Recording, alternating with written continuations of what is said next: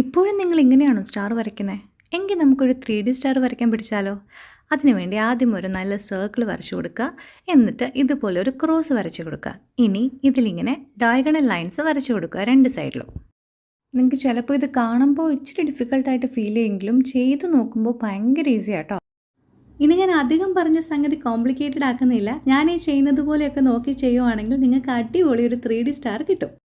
ശരിക്കും ഈ സ്റ്റാർ എന്ന് പറയുന്നത് പണ്ടേ എനിക്കൊരു വീക്ക്നെസ്സാണ്. ഇപ്പോൾ സ്കൂളാവട്ടെ, കോളേജ് ആവട്ടെ, എവിടെയും ഏത് പ്രോഗ്രാമിനും ഡെക്കറേഷൻ്റെ സമയത്ത് ഒരു സ്റ്റാർ നിർബന്ധമായിരുന്നു. ഞാനീ പറയുന്നത് ക്രിസ്മസിന് തൂക്കുന്ന വലിയ സ്റ്റാറിൻ്റെ കാര്യമല്ല.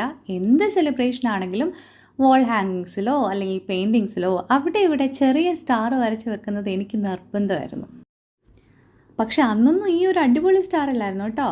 ഞാൻ ആദ്യം കാണിച്ച ആ ഒരു കുഞ്ഞൻ സ്റ്റാറായിരുന്നു ഈസി ആയിട്ട് വരച്ചുകൊണ്ടിരുന്നത്. ഇപ്പം ഞാൻ ഓർത്തു എന്തുകൊണ്ട് നമുക്കൊരു 3D സ്റ്റാർ ട്രൈ ചെയ്തുകൂടാ. പക്ഷേ ഇതിപ്പോൾ ക്രിസ്മസും കഴിഞ്ഞു, സാന്റാക്ലോസും പോയി. അപ്പോഴാണ് എനിക്ക് ഈ സ്റ്റാറിൻ്റെ കാര്യം ഓർമ്മ വന്നത്.